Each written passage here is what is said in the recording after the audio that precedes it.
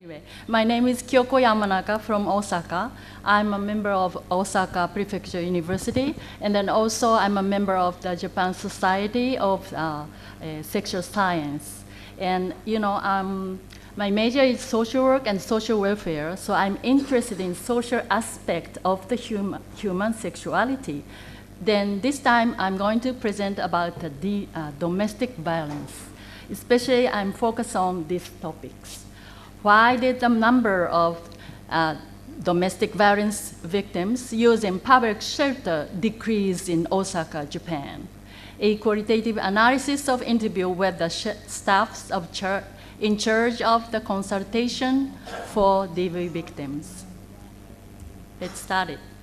Before I start my presentation, I want to make sure about the definition of three words. Domestic violence, spousal violence, and intimate partner violence.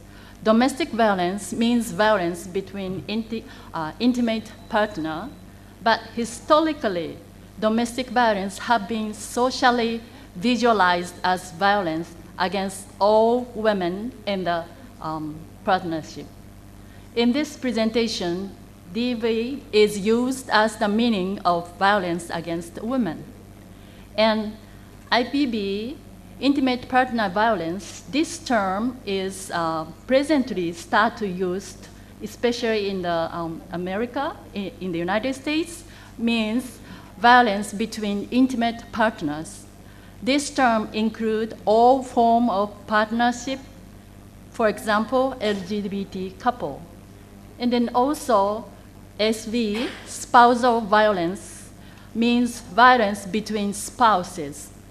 In Japan, this term is legally used, so I have to use these words in this presentation. Means violence against female or male spouse from male or female spouse. I would like to explain about the background of the DV situation in Japan. This slide shows the ratio of female spouse who experienced DV. Approximately 1 of 5 female spouses experienced DV in Japan. This data is from the national survey done by the Cabinet Office in 2015. And also I'd like to explain about two laws related to the DV and SV. First law is anti-prostitution law. Enacted in 1956, this primary purpose of this law is to provide the guidance, protections, and rehabilitations to the women who might commit prostitution. Presently, under this law, the protections and guidance are provided to all women who need protection and guidance under various situations, including domestic violence and spouse violence. Article 34 says, a prefectural government shall establish the Women's Consultation Office, and then also a Women's Consultation Office must establish a facility providing the temporary protection. And then also the second law is named Act of the Prevention of Spousal Violence and the Protection of Victims. Article 3 says, prefecture must authorize Women's Consultation Office or other appropriate facility which they have established within their jurisdiction to function as spousal violence counseling and spousal support center. And also, municipal government, city, village, and so on shall endeavor to authorize appropriate facility to which they are established within their jurisdiction to function as a SBCSC. It's a long name. Okay, and I would like to show some data about the number of the consultation for DV victims in spousal violence counseling and support center, which is prefectural institution in Osaka. in this center in Osaka, look at this graph, and the number of consultations for DV victims has continued to increase since 2011. And then also, the number of consultations for DV victims in municipal government in Osaka, also the number of the consultation for DV victims have also continued to increase since 2011. But, you know, although the number of the consultation continue to increase, but the number of DV victims using the public shelter for temporary protection in Osaka Prefecture, the number of DV victims using the public shelter for temporary protection in order to escape from the violence and to obtain physical and psychological safety has decreased since 2014. This is my objection of my research. The public shelter for temporary protection is expected the role of provide a safety net for the DV victims. Is this role achieved enough? The objective of this research is to clarify the reason why the number of DV victims using public shelter for temporary protection decreased in Osaka, and to obtain the suggestion of the better support for the DV victim. The method is, data was collected through semi-structured interview to the staff in charge of the consultation for DV victims in several sections of municipal government in Osaka. Interview items are like this. An interview interview records were analyzed qualitatively by 2 researchers. And then also this interview research was conducted October to November of 2017, last year. And this is the first result. Interview were conducted for 14 staffs in 11 municipal government in Osaka. And length of interview time is like this. Okay, before I started explain about my result, I need to explain to you about the flow of consultation and support for the DV victim. You know, first, DV victim comes to the municipal government office nearby her house in order to obtain the consultation and counseling.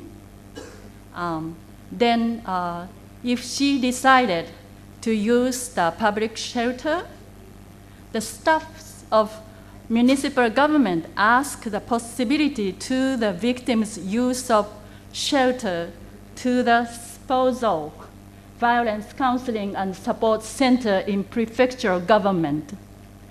Then staffs of spousal violence counseling and support center ask the possibility and availability of use to the facility of shelter. Then, number 5, staff of shelter figure out the possibility and availability of use, and then it is okay, it is available.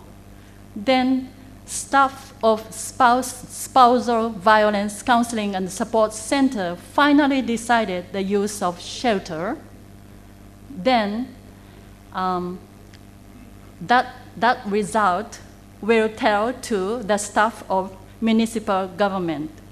Then staffs of municipal government inform the decision to the DV victims. I know this is kind of complicated and a long process, but this is the flow of consultation and support for the DV victim, especially for the, Okay. Then this is the result. Result shows that there are 4 factors influencing on the decrease of use, and I'm going to explain each of them. First factor related to the DV victims. they have a feeling of resistance towards the communal life in a shelter with various rules, like in a facility, they require not to use cell phone because of the safetyness. And then also they have fear to lose their social resources by leaving the area where they live. And also they have difficulty to make a decision to leave from the life with battlers, and the difficulty to judge their safety and to maintain daily life. I forgot the life, sorry. And the fifth, uncertainty and lack of the confidence about their future life. The last one is hesitation and resistance to change the environment of child. The second factor is related to the staff of municipal governments. For me, it's really interesting. They have the idea, the way of thinking far off is safer for the DV victim. And then also, they have the way of thinking safety is the highest priority to them.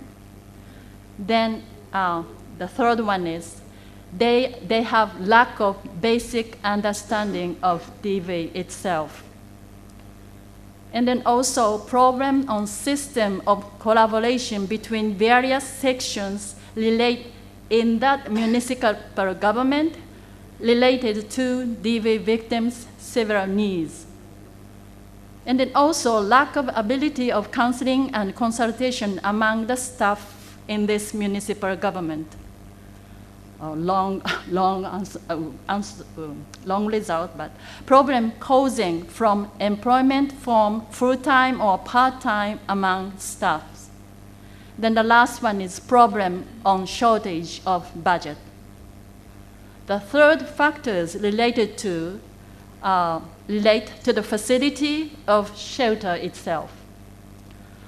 Shelter has very strict conditions of eligibility to use shelter. Then they tend to have rejection or hesitation to care for the DV victim having multiplex problem like mental disability, developmental disability, and poverty, and so on. And also the lack of ability to support DV victim with a variety of needs above this. And also lack of staffs to support DV victims with a variety of needs. And other factors, the problem is of physical environment is facility. Some facility is built for a long time ago. And then also lack of information on concrete service of facility to staff of municipal government. Staff of the municipal government, they don't have enough information about the concrete service in this facility. And the last factor is related to the spousal violence counseling and support center, which is prefectural institution. They also have very strict condition of eligibility to use shelter. And also they have the way of thinking.